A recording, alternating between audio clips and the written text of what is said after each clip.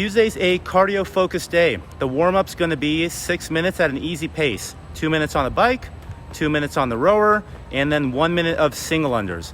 When we're doing single unders, let's try to minimize how high we jump and minimize how much movement there is besides the wrist. The more we can keep our body stabilized, the more energy we'll save for the single unders and eventually the double unders. After your 1 minute of singles, move over to an ab mat, perform 1 minute of ab mat sit-ups. To get a really effective ab mat sit-up, let's try to stretch to where the hips and shoulders are touching the floor at the bottom at the same time, rather than pushing the hips up and kipping the ab mat sit-up. This will help you get a little more extension of the midline while you're warming up. After you finish your 1 minute, grab a band. We'll do some banded mobility. Start with 1 minute of a banded hamstring stretch. We're laying on the floor. Loop that band over 1 foot, lay back, and the flexible people will be able to pull that band so that your foot is somewhere about eye level, maybe even farther back. So hold that 1 minute per side. Then stand up and we'll do 1 minute of banded pass-throughs. Make sure you're using a low resistance band. Start with your hands all the way out, and similar to PVC pass-through, we're trying to go all the way from the back of the hip to the front of the hip without bending the arms. That band's going to pull your hands a little closer together. This will be a little more challenging than using a PVC pipe. Tuesday's workout is do less. It is a long cardio focused chipper. Start with a 3,000 meter bike. If you have a C2 bike or an assault bike, you can use whichever option you have available. This is going to be comparable to a 1,500 meter row. So imagine this is going to take somewhere in the 6 to 7 minute range on average. So pace this out. After you finish your bike, move over to a rower. You're gonna row 2,000 meters. This will take a little bit longer, 7 to 10 minutes, depending on your ability and strength on the rower. So make sure we're keeping a relatively low stroke rate. You wanna have the recovery, the part where you're going forward, to take about twice as long as the drive. So that means if you're pulling for about 1 second, you're recovering for about 2 seconds. For a long row like a 2K, we want to keep the stroke rate relatively low.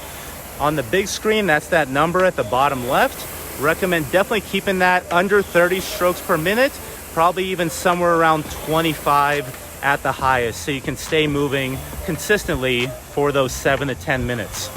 After that, you're going to get off your rower. We have 100 double unders. As you're transitioning, try to breathe, slow your heart rate, and then see if you can go for a big set right out of the gate. When we're doing these double unders, just like the single unders, try to minimize how much piking you're doing. We don't want to bend the knees more than a little bit. You don't want to go into a big tuck jump because that's going to excessively wear out your core. Want to keep your core fresh because the last part of this workout is 50 toes to bar. It's going to be up to you. How do you want to break this up and strategize? Should you go for a big set out of the gate and then just try to hang on with some quick small sets at the end? Or do you want to break this up from the beginning, maybe sets of 5 or 8 or 10? Make sure as we are pushing our hips and shoulders back, our feet are traveling up. We're trying to touch both feet to the bar between the hands at the top. You can scale to hanging knee raises or ab mat sit-ups for this workout. Tuesday's home gym variation is much more of a sprint. It is the CrossFit benchmark workout Annie. 50, 40, 30, 20, 10, double unders and sit-ups. Want to make sure we are set up so our jump rope is right in front of our ab mat. We don't want to have any excessive movement in this workout. Make sure at the end of your double under set, you set the rope down carefully so that it is not tangled and in position for your next set. Move right into your sit-ups and make sure range of Tuesday's midline accessory work will focus on kettlebell swings and GHD sit-ups.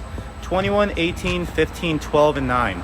Make sure you set up the GHD correctly. When your feet are locked into the foot pads, you want to have your hips hanging off the end of the cushion. The cushion, yeah. You don't want to have your hips on top because then you'll hyperextend. Can you pause at the bottom on one of these? Yep. So you'll notice it's almost a straight line from the knee all the way to the shoulder. We don't want to have excessive hyperextension of that lower back at the bottom. So on the way up, you're going to lock the knees out. That'll help activate the quads and hips a little bit more.